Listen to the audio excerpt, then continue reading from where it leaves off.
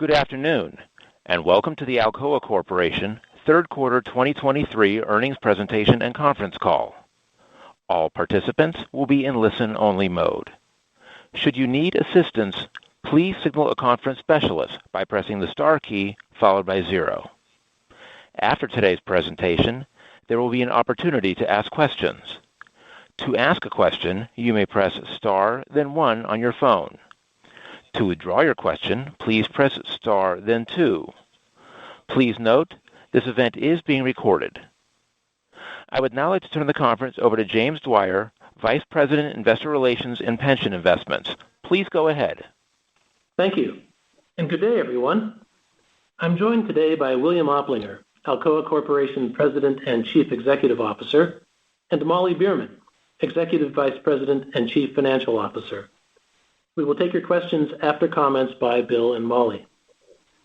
As a reminder, today's discussion will contain forward-looking statements relating to future events and expectations that are subject to various assumptions and caveats. Factors that may cause the company's actual results to differ materially from these statements are included in today's presentation and in our SEC filings.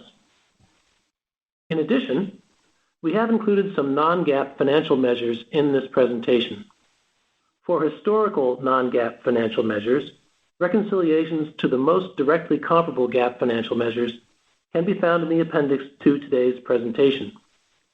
We have not presented quantitative reconciliations of certain forward-looking non-GAAP financial measures for reasons noted on this slide. Any reference in our discussion today to EBITDA means adjusted EBITDA. Finally, as previously announced, the earnings press release and slide presentation are available on our website. With that, here's Bill. Thank you, Jim, and thanks to everyone for joining the call today. Before we get started, I want to acknowledge the important contributions from our former CEO, Roy Harvey. Roy played a key role in our evolution into a stronger and more resilient business, and he was pivotal in our 2016 launch as a pure-play upstream aluminum company. He led the company through some difficult market environments, including COVID, and his commitment to making Alcoa successful never wavered. He is serving as a strategic advisor to me for the remainder of the year, and I appreciate his counsel. I've interacted with many of you over my 23 years with Alcoa Inc. and Alcoa Corp., both in my CFO and COO roles, and I'm glad to be with you again today. In my first few weeks in this role, I've met with employees, customers, and industry participants. Several questions keep coming up in those conversations, such as what are our priorities and what are Alcoa's key challenges. First, to address the constant in our company, our values. At Alcoa, we act with integrity, operate with excellence, care for people, and lead with courage. These aren't statements that simply live on a plaque. These are the values we expect every Alcoan to live daily. I'm proud to lead a company guided by strong values. Our relentless focus on the safety of our employees, contractors, and visitors to our sites will continue, as will our efforts toward our sustainability targets. As I step into the CEO role, I want to make it clear that I have ambition for this company. That ambition manifests as an expectation of excellence in everything we do, from EH&S, operations, maintenance, and commercial excellence. Alcoa has an impressive history of innovation and leadership in the industry, and we plan to further build on that and strengthen our market connections. We will be action-oriented and make decisions guided by our values, sound business principles, and with a focus on creating value for our stockholders. We've made good progress this year. Across our system, we've improved stability, and we intend to build on that operational momentum. So for the near term, the focus will be gaining approvals for bauxite mining in Western Australia. This is our top priority. We are making progress. We have the right team in place for success, and we understand the improvements that our stakeholders are expecting. We will be driving for further operational improvements in Brazil. The ongoing startup at the Alumar smelter in San Luis hasn't gone as planned. We now have conditions in place for a successful restart from here forward. Next, we will be focusing on productivity across our system, with every site focused on margin improvements through operational productivity going into 2024. And we have action plans in place to improve the financial results of certain locations in the system that have been underperforming. Each operation is working to become more globally competitive. In the long term, we remain bullish on aluminum as the material of choice. Megatrends continue to drive increased aluminum usage globally, from further EV penetration to the substantial future demand in solar installations. Alcoa is uniquely positioned in the aluminum industry for a world focused on carbon emissions and other sustainability issues, which we are addressing from three vectors: primary metal production with our joint venture ELYSIS, post-consumer scrap usage with our Astraea technology, and carbon and residue emissions with our Refinery of the Future initiative. So before I address the third quarter results, let me re-emphasize, we are laser focused on improving the short term, and we are working on developing unmatched industry-leading technology for the long term. Let's begin with safety. I'm disappointed that we had one serious injury with life-altering implications in the third quarter. A worker at our Juruti bauxite mine lost portions of two fingers while performing maintenance on a bulldozer. While this event is unacceptable, overall we are making progress on preventing fatalities and serious injuries. So far this year, our total recordable injury rate has improved by 16%, and days away and restricted time injury, or DART rate, is 27% better on a year-over-year basis. Also, we are increasing the number of on-site field verifications for leaders to evaluate the effectiveness of critical safety controls and coach workers on safety improvements. Now moving to the financials. We reported an adjusted net loss for the third quarter of $1.14 per share and $70 million in adjusted EBITDA excluding special items, driven by lower average realized prices for both alumina and aluminum. Improvements in both raw material and production costs did not fully offset the impact from lower realized pricing in both of our segments. We ended the quarter with a strong balance sheet and a cash balance of $926 million.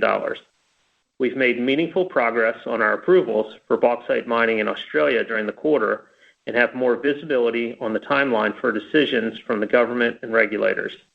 I'll address this more fully later. In our operations, our Quebec smelter system set production records in the quarter, and we're investing there to increase our casting capabilities for value-add products. From a commercial perspective, we also continue to be encouraged by the reception from customers for our Sustana line of low-carbon products, which includes EcoLum metal and EcoSource alumina. And while demand in some key end markets remains soft, there are signals for a rebound in 2024. We'll talk more about that macroeconomic view of the market in a moment, but first let me turn it over now to our CFO. Molly, please go ahead. Thank you, Bill. Revenue was down 3% to $2.6 billion as higher shipments only partially offset lower realized prices for both alumina and aluminum. The net loss attributable to Alcoa increased $66 million to $168 million, and the loss per share increased from 57 cents to 94 cents. On an adjusted basis, the net loss attributable to Alcoa increased $140 million to $202 million. The difference in net loss is primarily related to the reversal of a valuation allowance on deferred tax assets in Iceland. Adjusted EBITDA declined $67 million to $70 million as part of the decrease in revenue was offset by lower costs. Let's look at the key drivers of EBITDA. Third quarter 2023 adjusted EBITDA declined $67 million to $70 million as lower metal and alumina realized prices were only partially offset by lower raw materials, energy, and production costs. Alumina segment EBITDA increased $20 million sequentially. Lower raw material costs, primarily caustic soda, and lower production costs in Brazil and Spain more than offset lower alumina index prices. We also saw the benefit of lower raw materials and production costs in the aluminum segment, as well as energy improvements, but not enough to overcome the impact of lower metal prices. Other costs outside the segments were unfavorable $56 million. They reflect unfavorable intersegment eliminations, higher transformation demolition costs, and higher other corporate costs. Here's a deeper dive on raw material costs. This year, we've seen substantial improvement in our segment EBITDA due to lower prices for our key raw materials. Market prices for caustic soda, calcined petroleum coke, and coal tar pitch continued to decline in the quarter and are expected to improve further. Company-wide, we have seen an $86 million EBITDA improvement over the first 9 months, $32 million in the Alumina segment and $55 million in the Aluminum segment. These lower raw materials market prices work through our financials on a lag basis, so we expect further improvement in the fourth quarter. Let's now move to other key financial metrics. Our key financial metrics are consistent with our earnings results. Year-to-date return on equity is negative 8.7%. Our third quarter dividend added $18 million to stockholder capital returns, which total $54 million year-to-date. Free cash flow less net NCI contribution was negative $36 million in the quarter, increasing proportional adjusted net debt by $0.1 billion and decreasing the cash balance by a similar amount. Year-to-date, capital expenditures and cash income taxes remained our largest use of cash. In the third quarter, days working capital improved 5 days to 50 days on lower inventories. The improved working capital performance provided a significant source of cash in the third quarter, entirely offsetting the previous year-to-date working capital cash use. The working capital improvement is evident on the next slide. Cash balance declined $64 million in the quarter. The largest source of cash was a working capital reduction of $183 million, primarily from lower inventories, followed by EBITDA of $70 million and net non-controlling interest contributions of $40 million. We expect working capital to be a source of cash in the fourth quarter. Capital expenditures were the largest use of cash at $145 million, as CapEx typically increases as we move through the year. Notable this quarter were settlement payments of $75 million to former workers at 2 smelters that Alcoa previously owned in Spain, as well as environmental and ARO spending of $52 million. Let's turn to the outlook for the final quarter of 2023. Our full-year outlook has one favorable adjustment. We expect other corporate expense to improve $10 million to $120 million. At the segment level, in Alumina, we expect an improvement of approximately $50 million due to lower raw material prices, better production costs, and higher volumes, partially offset by approximately $10 million in higher energy costs. In addition, we expect impacts related to lower bauxite grades in Australia to be consistent with the prior 2 quarters. In the Aluminum segment, we expect unfavorable energy impacts of approximately $30 million, mainly due to CO2 compensation changes in Norway. Additionally, we expect $35 million in raw material price improvements to be offset by unfavorable product mix and higher production costs. Finally, alumina costs in the Aluminum segment are expected to be favorable by $5 million. Below EBITDA, note that the third quarter other expenses included one-time negative impacts of $35 million, primarily foreign currency losses, and we expect the fourth quarter operational tax to range between $10 million to $20 million. Now I'll turn it back to Bill. Thank you, Molly. Next, I'd like to recap some key items from our global operations. Each of the 3 smelters in Quebec, Deschambault, Baie-Comeau, and ABI in Bécancour, have set year-to-date production records for tons per day. When totaled together, they've performed the best since our 2016 separation. This week, one of those smelters, ABI, announced a planned investment to further improve its casting capabilities for a broader array of alloys for value-add products.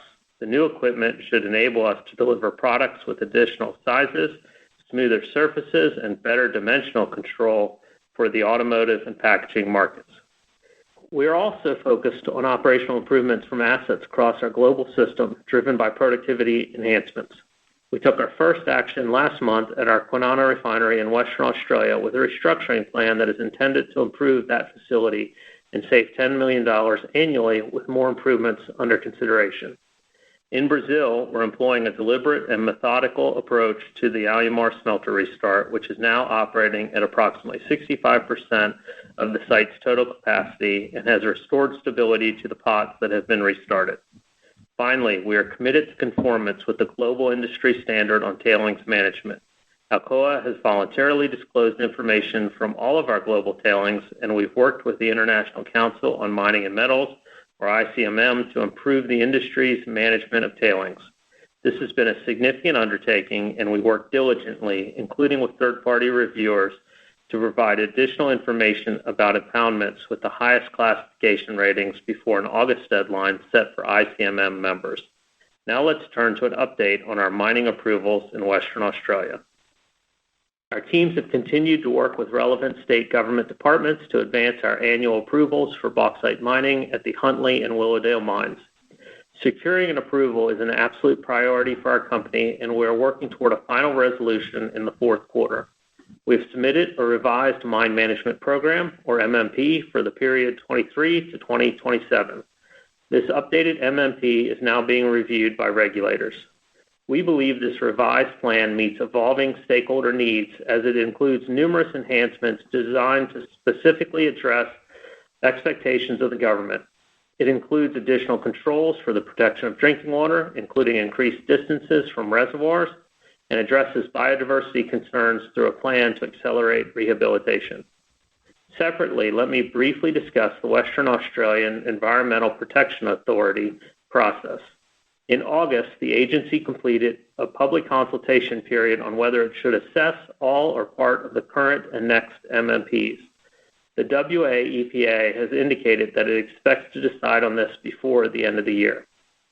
We have demonstrated our commitment to transitioning to a more modernized approvals framework for new major mine regions. That's why we proactively began a formal assessment in 2020 from the WA EPA for our two new major regions for the Huntly mine, Myara North and Holyoke. But this will take some time. The assessment for Myara North and Holyoke is ongoing, and we do not expect the first bauxite ore from these new regions any earlier than 2027. We do expect the bauxite grade from these regions to be more consistent with the higher grades we previously experienced at the existing Myara Central. However, until then, we expect similar bauxite quality as compared to recent grades. As Molly described, we are actively working to mitigate the financial impacts of these lower grades while also looking for opportunities to optimize productivity.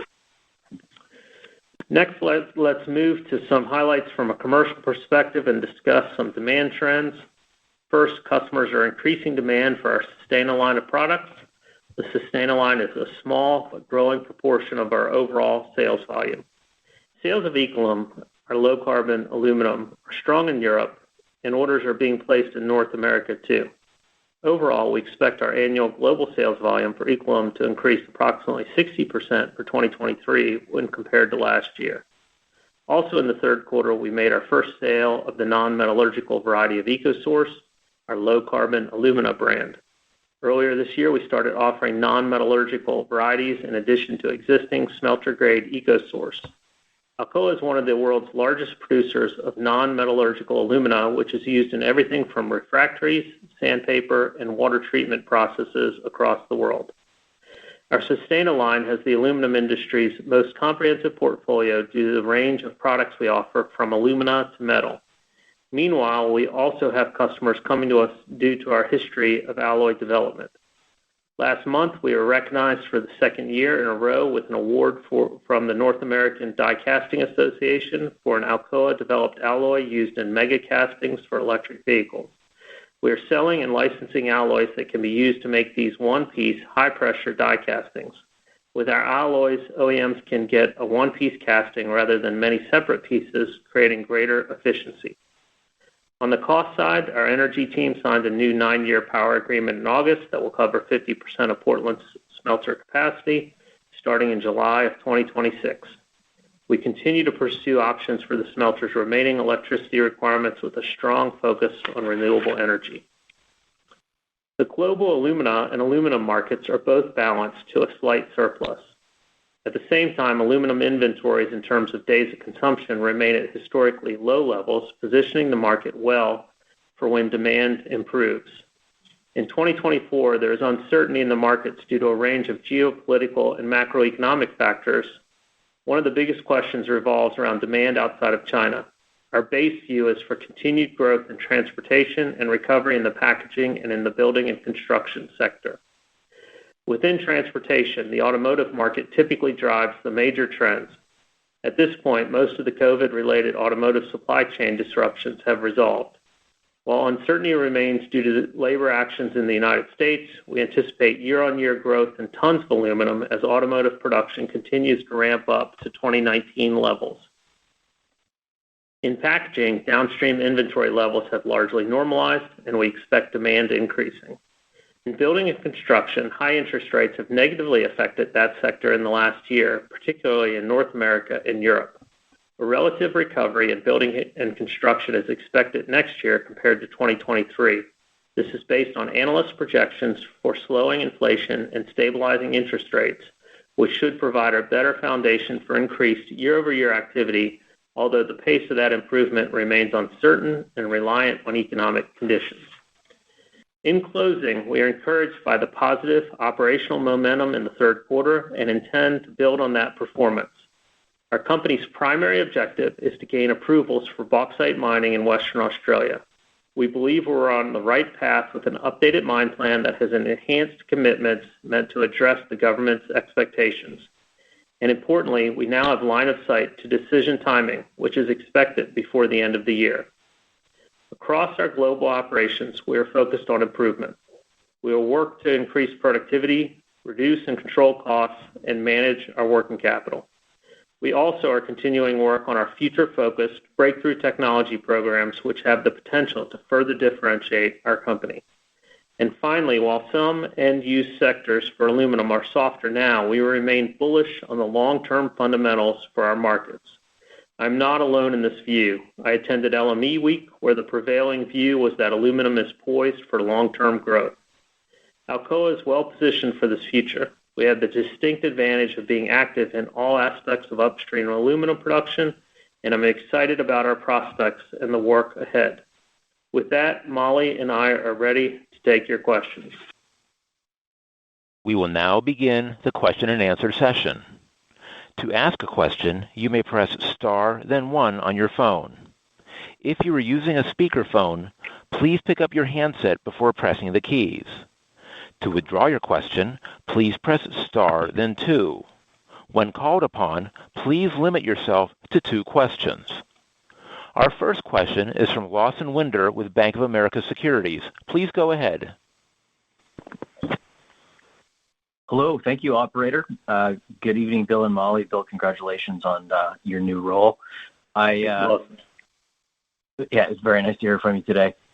I just wanted to ask about Kwinana, and just with the lower grades now expected to continue through 2027 at the earliest, is there a point at which a complete shutdown could become a high probability risk? So at Kwinana, we're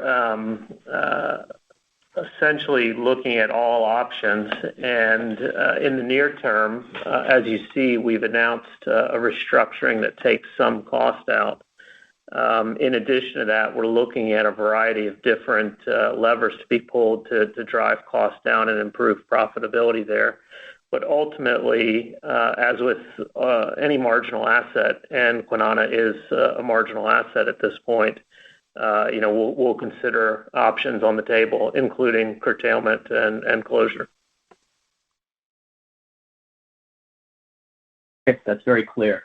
And then, in a similar vein, Alcoa has had this goal of reducing its cost to first quartile level globally.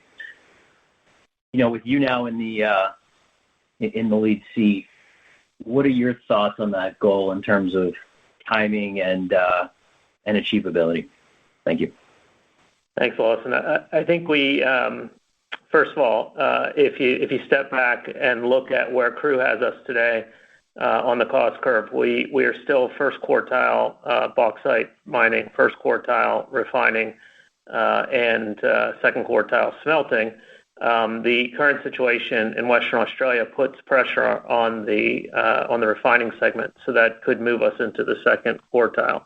But to answer your question very specifically, you see in the presentation that we did today, we highlighted productivity and competitiveness a couple of times in the presentation.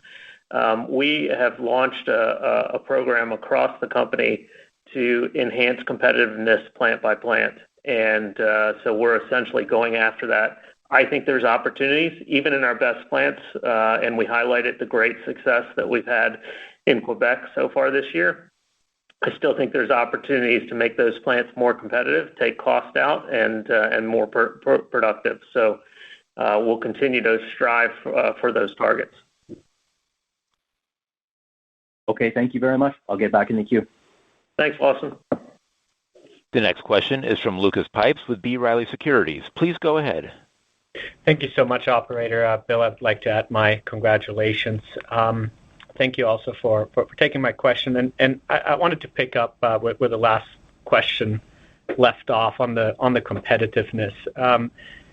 Can you maybe add a little bit more detail on what dials you can tweak? Is there capital needed to modernize plans? Is it streamlining some of the labor relationships? Is it energy? If you could maybe just peel the onion a little bit further, would really appreciate your perspective. Thank you. Yes, sure. So we'll peel the onion back a little bit. We and the plants are at varying stages of where they sit on this effort. Probably the earliest one to undertake it was Kwinana, given some of the difficulties that we're having at Kwinana. We're looking at Kwinana from two perspectives. The first is an overall profitability perspective, where we were looking at are there additional markets that we can address because Kwinana has NMA capability or non-metallurgical alumina capability. Are there opportunities for pricing improvements for specific products? But then on the cost side, it's about labor productivity and maintenance productivity. So really getting down, not to use a pun, but to get down to the nuts and bolts of trying to determine, are we effective on the maintenance side, and can we significantly improve our wrench time? So that was the work that's being done at Kwinana. We subsequently launched what we're calling a workforce blueprint exercise, and it started in some of our best facilities up in Quebec. And you say, why start in some of your best facilities? Because I think if we can get gains in places like Quebec that are really, really performing well, we can probably get better gains in other parts of the system. So that is actually going through and looking at the labor that we have and the amount of time it takes to do specific tasks, and a very scientific comparison of the people that we have in each plant and whether there's opportunities across the system to streamline and take cost out. Thank you very much for that color. I want to follow up on Western Australia, and a couple quick questions there. First, I think the company had previously guided to I think 2024 at the earliest in terms of a transition back to higher grades. Now 2027. Could you remind us what changed? Why 3 more years? And then if there is a kind of formal assessment at the EPA level in Western Australia, could that change the timeline? Would appreciate your thoughts on that. Thank you. Sure. So if we address kind of the suite of questions that you have, I think we made good progress in the third quarter on this issue. We have been working with the government, and we've been working with the agencies in the government to get our annual mine approvals process. We've submitted what's called a revised mine management program for 23 to 2027 with the enhancements that we talked about in the presentation. And essentially where that gets us to is that we expect that decisions will be taken this quarter, both on the mine plan approvals and the EPA assessment process. So I think it's a big step forward for the company. We should have some clarity this quarter. Now, to address your question about what changed between our prior guidance and today's guidance, if you go back and look at our prior guidance, we were very careful to note that there was not great clarity beyond 12 and 18 months. So we were essentially saying, hey, we're expecting the lower grades for a 12 to 18 month period. Since that time, with the concessions that we have made in the MMP process, we now have some better clarity. We've been able to work those concessions through the mine plans and the mine models, and we've developed the detailed plans for the most economic ways to mine the areas that we believe are likely to be accessible under the approvals. And even with our best thoughts as far as mining and blending plans, we can't get back to the historical grades that we've seen prior times. However, as we transition to Myara North, we believe that the geological sampling in those new regions will support the better grades. That transition will occur, we expect, in the 27 timeframe. I hope that addresses your question. That is very helpful. There are more questions there, but I'll jump back in queue. Thank you so much, and best of luck. Okay, thanks. The next question is from Michael Dudas with Vertical Research. Please go ahead. Good afternoon, Jim, Bill, and Molly. Hi, Michael. Hi, Michael. Bill, maybe just share some thoughts since you were promoted to the Chief Operating Officer earlier this year. I guess maybe 6 or 7 months in that job. And what did you find out after moving from the finance chair about the company? And I'm assuming some of these implementations were your ideas. And then how you can translate that as now CEO to allow Alcoa to capture more of the anticipated cost reductions and likely, hopefully, pricing improvements that should run through the business in a more normalized environment over the next couple of years. So what I found out when I transitioned from a long stint as the CFO, 10 years as the CFO, into what turned out to be a short stint in the COO role was a couple of things. First of all, I was happy to find that we have great people in operations. We have people who have long tenure, 20, 30 years with the company that have tremendous institutional knowledge. But we've also brought in a lot of newer people who see things new ways and do things new ways. So I was really pleased to get to see that. And just as an aside, loved my COO role for 8 months. The other thing that I learned, though, is that there was a tremendous amount of opportunity out there. And people were really wanting to do things differently, wanting to aggressively address some things. And so I thought there was a tremendous amount of opportunity. So if I transition to some thoughts around the CEO role, just to be clear, and I'm sure this question maybe was embedded in your original question or will be asked later on, the strategy and direction of the company is largely unchanged. We know where we're going from a strategic perspective. The thing that I'm trying to drive as CEO, and you see this changing over the last year or so, is really a cultural change. That cultural change is making decisions at a faster pace. It's having a performance orientation in everything we do, and really an expectation of excellence in everything we do. And I hit upon this in my prepared remarks, whether it's operations, maintenance, finance, an expectation of really being excellent.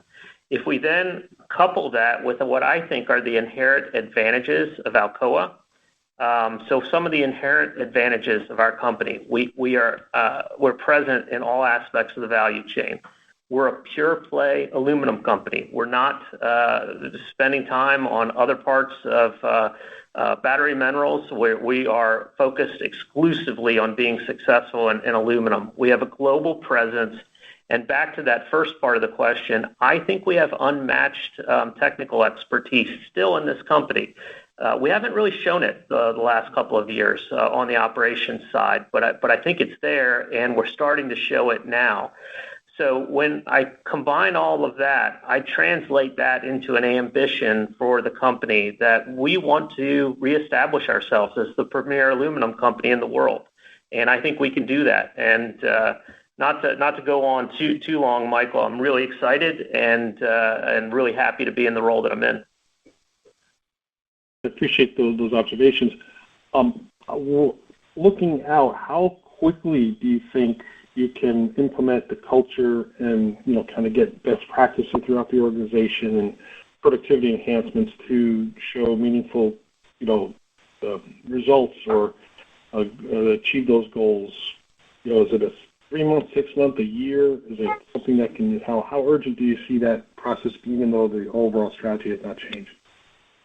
Right. So Rome wasn't built in a day. We're not going to change the culture of this company in a day, a week, a quarter. However, look at the bridge that Molly showed. We saw production cost improvements for the first time in a long time in the third quarter. And just so you understand how that bridge works, that's largely because we were able to make the tons. And so we were able to make the tons in the third quarter. The guidance that she gave was a pretty strong guidance, with the exception of the carbon change from the Norwegian government, which is totally outside of our control. So I think we're seeing some of that change today already, and I think you'll see more in the future. Everybody I talk to within Alcoa hears the story of performance culture. We're trying to drive a performance culture, and it's all about having expectations of excellence and driving those expectations of excellence. And I think we've seen that on the ops side to some extent. We set records in Quebec. We're getting better stability in places like Brazil in the restart. Much significantly better stability and operational performance in our Western Australia assets, even though they have worse bauxite quality. So I think we're seeing it now, and hopefully it accelerates into the future. Excellent, Bill. Thank you. The next question is from Bill Peterson with J.P. Morgan. Please go ahead. Yeah, hi. Good afternoon. Thanks for taking the questions. And, Bill, good luck in the new role. Thanks, Bill. So wanted to take a step back to, maybe more macro supply demand. So you just said you mentioned at LME. I guess, what is the latest you're seeing in terms of supply-demand balance, I guess, in the context of restarts in Yunnan, relatively weak, ex-macro backdrop? And I guess maybe on the end market demand side, where you see the most resilience, and then what remains the most muted, and any sort of color between regions? So 2023 is going to go down as a pretty tough year for the aluminum industry. In 2023, we see a slight surplus on the aluminum side. On alumina, it's fairly balanced, and so on the aluminum side, we see about an 800,000 ton surplus in 2023. The reason for that is demand in rest of world actually contracted in 2023. So some of the big demand drivers in the rest of world that we've seen this year are really a significant reduction in building and construction. Actually a reduction of demand in packaging of all places, ever so slight. And so across the board, we're seeing some weakness in the end markets. Now, you referenced my trip to the LME week. Pretty resoundingly, what we hear amongst all the industry players is that 2023 and maybe going into 2024 can still be difficult times for aluminum, but it's just a matter of time where aluminum has significantly better market environment. The reason why we see that is that demand continues to grow. Starting to see, even in 2024, a rebound in places like building and construction. Some of the destocking that we saw occur in can sheet is now over, so we should see a rebound in demand there. And we fundamentally believe that the Chinese cap on supply will be maintained at the 45 million metric tons, and we can address why we believe that. But over time, we see that the market fundamentals for the metal itself, really driven by some of the macro trends over the longer period of time with EVs and solar, should be significantly better than they are today. But with that said, it's been a pretty tough year on demand in aluminum. That's great color. I may have missed it, but I believe last quarter there was an update about San Ciprián discussing the planned phase restart starting at the beginning of 2024 with full restart by October 25. And then, obviously trying to, basically capture and, set the PPAs in motion. But can you give us an update there? Again, I may have missed it, but I didn't see that in the prepared remarks. Yes, let me give you an update.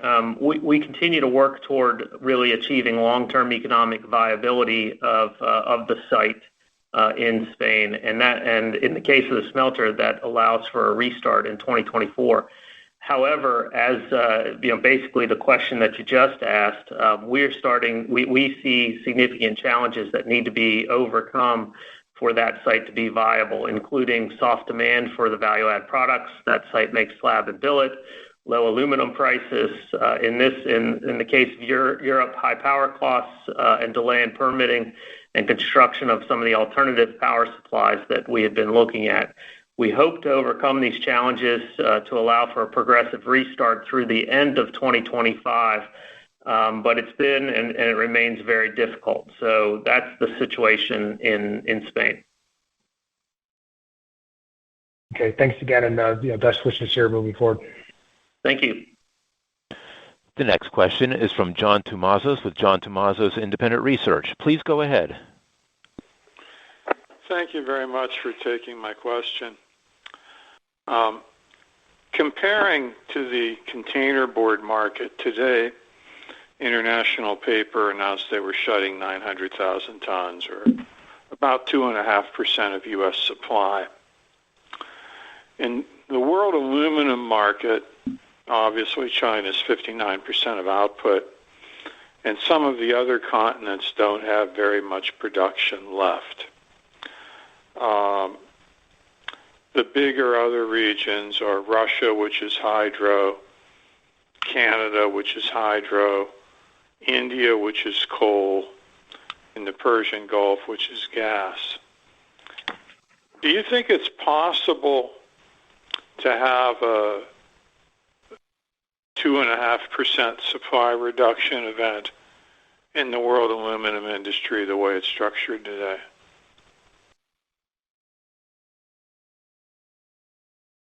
John, that's a hard question, and give me just a second to formulate an answer.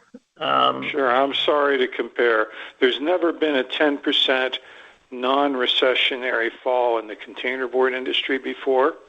It took that industry a long time to get a grip on it. Right. And aluminum isn't down 10%, it's just not growing the way would be normal. So let me give you, and you and I have known each other a long time, and we've both been around this industry for a long time. So let me give you a qualitative historical perspective. This industry has not had a problem on the demand side, with the exception of the global financial crisis, where we saw demand fall off and then inventories build. This year, we've seen demand fall off, and yet inventories have not been built significantly. So inventories, and whether they're on the LME or on the market or off-market inventories, remain historically pretty low. As we look forward, we see a rebound of demand going into 2024. And really see strong demand trends that are driven by the mega trends going out into the future. The question has historically been, will the Chinese maintain the 45 million metric ton cap? We are seeing indications that we believe that they will maintain that cap. If they do maintain that cap and demand continues to grow, that should assist the fundamentals of the industry. As far as a significant, and to address your question, a 2.5% cut in supply, the areas around the world where supply is under pressure, specifically is in Europe. And we know that there are some plants that have hedged, that those hedges will be rolling off over time. We have our own challenged plant in Europe, and so it'll remain to be seen whether the industry takes a 2.5% cutout or not. Thank you. We're all looking for demand, Bill. Yeah.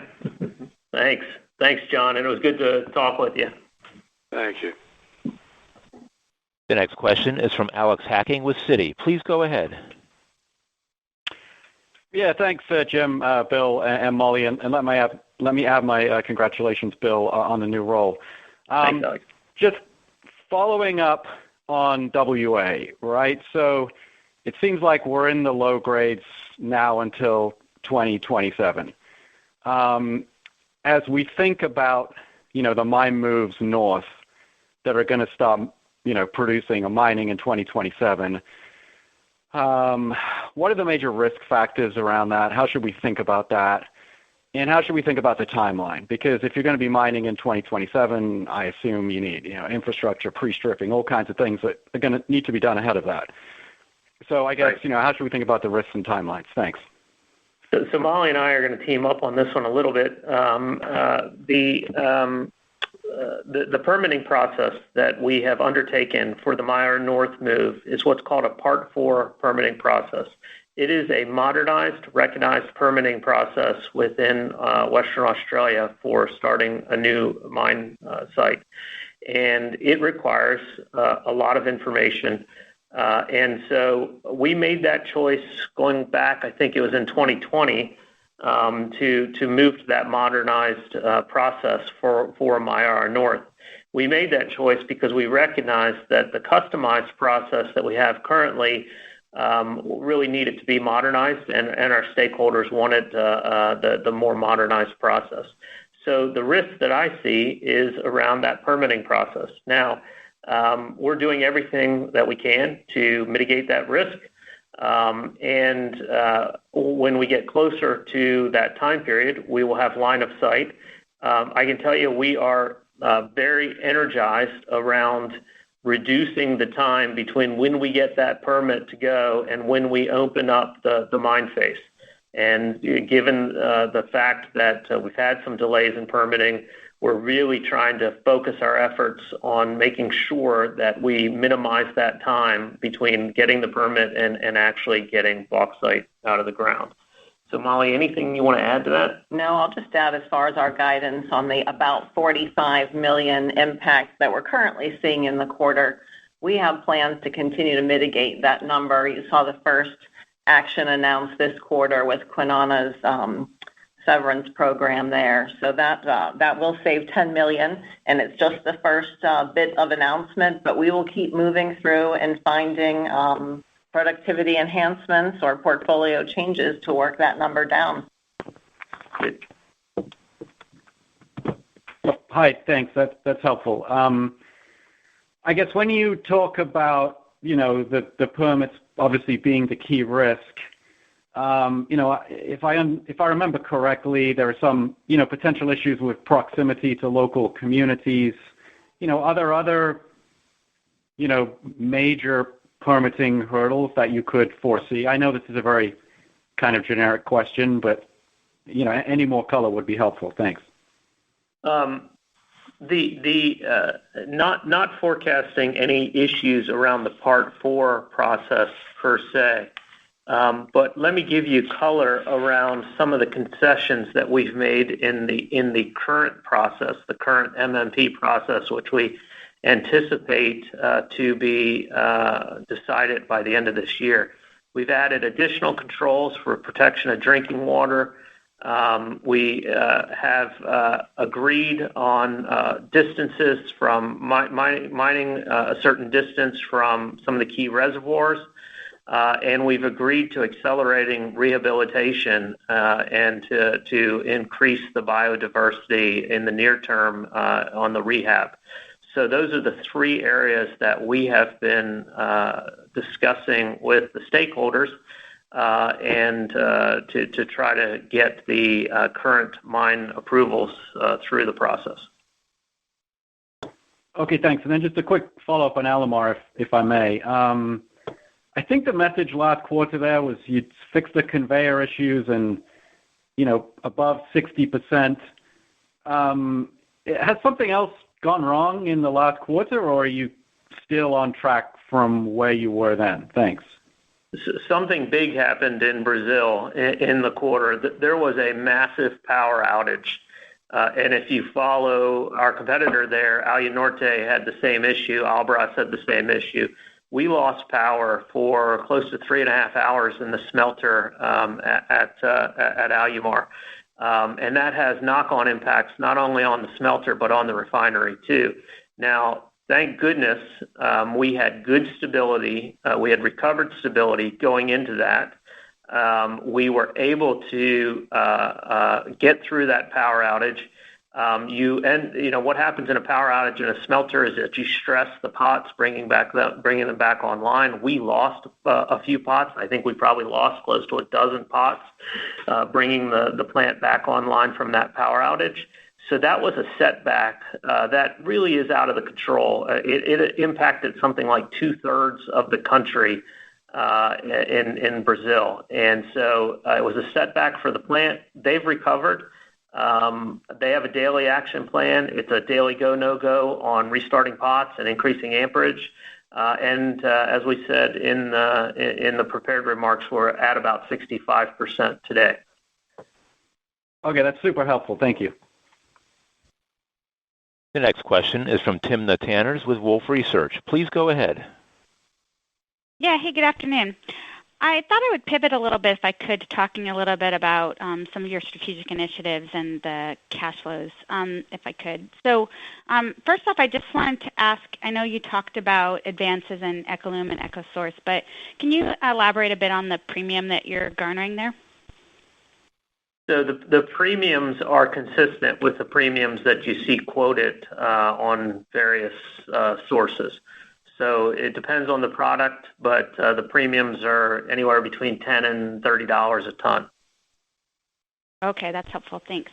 And then if we look at your cash balance, I know in the past you've said that you wanted to keep it at or above $1 billion, and it crept below that. I know it's not a perfect number, but if we look at the cash's sources and use year to date, there's not a lot of free cash flow at these commodity prices, even with the third quarter strong working capital release.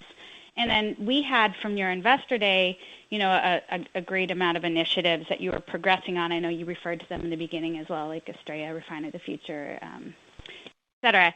And I'm just wondering, how do we reconcile, again, this commodity price environment with some of those initiatives and some of the cash needs to source those? So the CapEx, requirements going forward, are they compatible with this earnings environment, or how are you thinking about that? Okay, thanks, Timna. First of all, thanks for asking me a question. So let me just say, on our cash position now, we're at $926 million. We still have access to significant liquidities. We have our undrawn revolving credit agreement. We have our auxiliary credit line. So those are available to us as needed. As you know, we've taken action in the past, working capital programs to monetize that. We can take more aggressive actions on cost control and portfolio actions. But for us, if I look at kind of the short-term cash preservation, it really is focusing on our operations that are consuming more cash than generating. So that is the focus. Bill mentioned earlier, we have key sites that we are working to improve. So that's the near term on the cash management. On our CapEx, you can even see from this year, instead of adding to our CapEx project list and filling the queue to spend the whole budget. We ended up staying just with the capital plans that were already on the agenda. As they slowed spending, which typically happens, we allowed that just to happen, and so we've saved some money on CapEx. We can do that again with the programs that are in the next queue, and if you look out to our breakthrough technologies, each of those has to meet a certain criteria before they're going to receive funding. Most of those now are pointing toward funding in 2025 and later. So we still have time for those and working through that financing and funding. Got it. So put bluntly then, if the commodity price stays at these levels, no concerns in terms of proceeding with some of those initiatives, LSS, Estrella, Refined Future, et cetera. But if we started to get into 2025 and didn't see much aluminum price improvement, then it might be needing to rethink some of those capital outlays. Is that a fair conclusion? Yes, that's fair, Timna. Okay, great. Thank you for the help. The next question is from Carlos de Alba with Morgan Stanley. Please go ahead. Yeah, thank you very much. Congratulations, Bill. Just on coming back to Western Australia. So I just want to understand if you know what might be the potentially the implications of the EPA deciding to do a formal assessment of your MMPs and mining plans. Would that result primarily on just a longer approval process, maybe more detailed analysis and requirements, or will also result in higher costs? Maybe above and not beyond the 45 that you have, but that would prevent the 45 to completely come back to zero once you are getting into the 2027 mining plan or those areas in 2027 with better bauxite quality. So, Carlos, you can imagine we completely understand what the process is, at least from a legal and a technical perspective going forward. I really hate to speculate on what an assessment would look like, what an assessment would cover. And until we had better insight into the EPA's decision-making process around what they would actually be assessing, it's really hard to answer that question. We're moving forward on the path to, over the next 75 days to ensure that our permits get approved through the process. And that's the focus. If we find ourselves in an assessment part of the process, we'll have to determine what is assessed and what the impact will be at that point, and we'll let you know. All right. Okay. And before I ask a question on smelting, just on clarification, maybe Molly, I thought you had guided to around 55 million impact in the third quarter because of the bauxite issues, increasing from 45 in the second quarter. So you did better than that, right?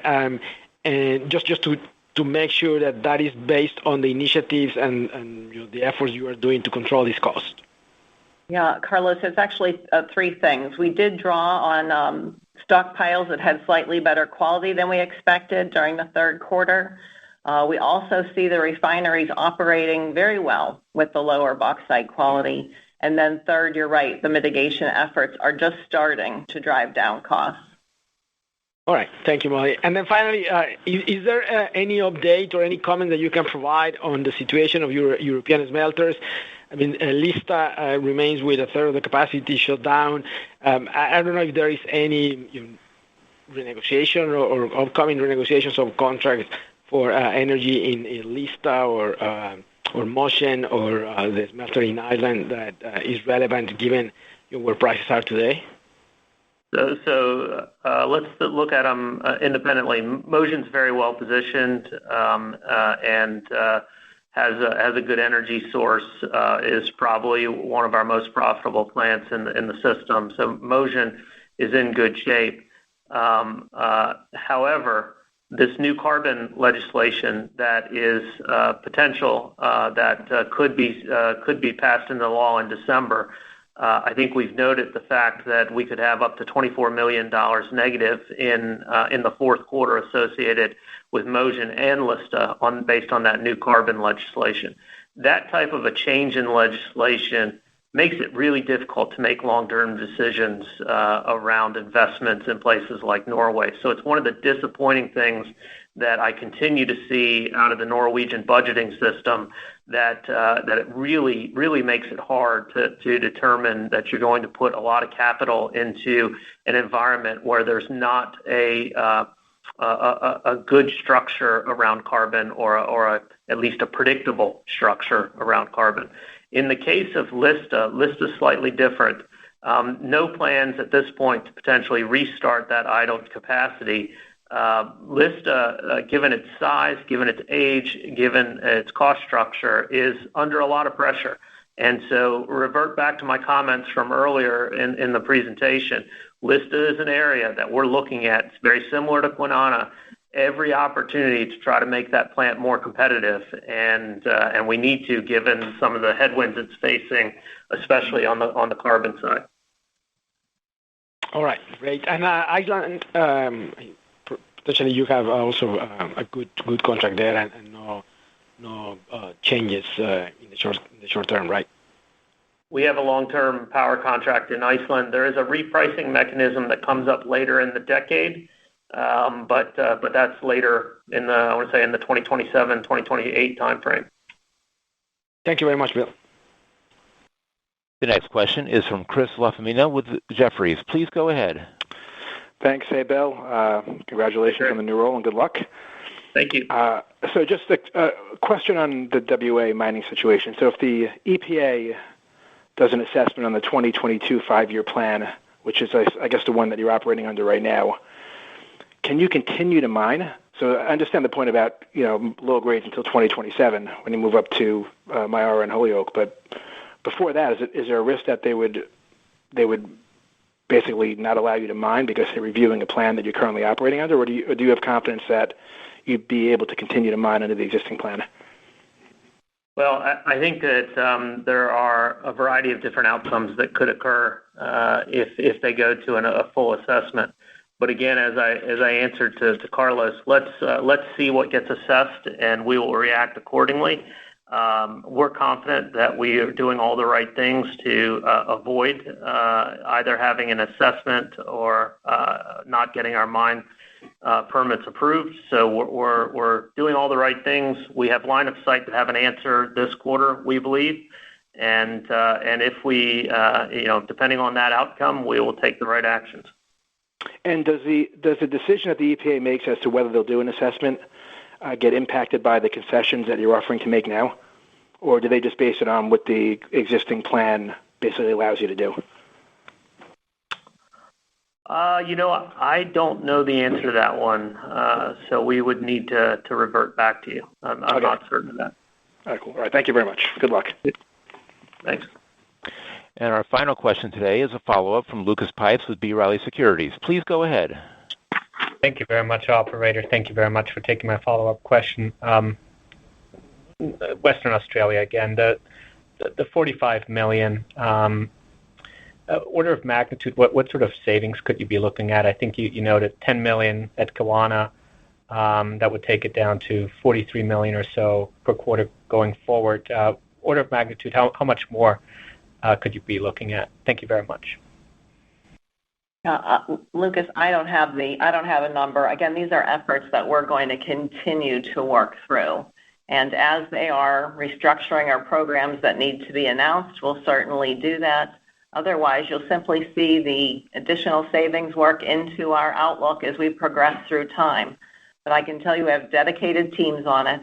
They're working very aggressively to identify savings. We've got a great pipeline of opportunities. So I do believe we will have meaningful mitigation to share, but I don't have a number for you today. I appreciate that. Again, best of luck. Thank you. This concludes our question and answer session.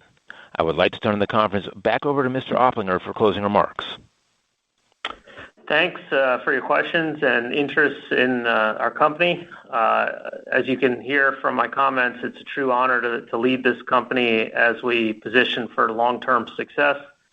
I really believe with disciplined focus, and you've heard a lot of our talk around disciplined focus today, we'll build an even stronger company for the future.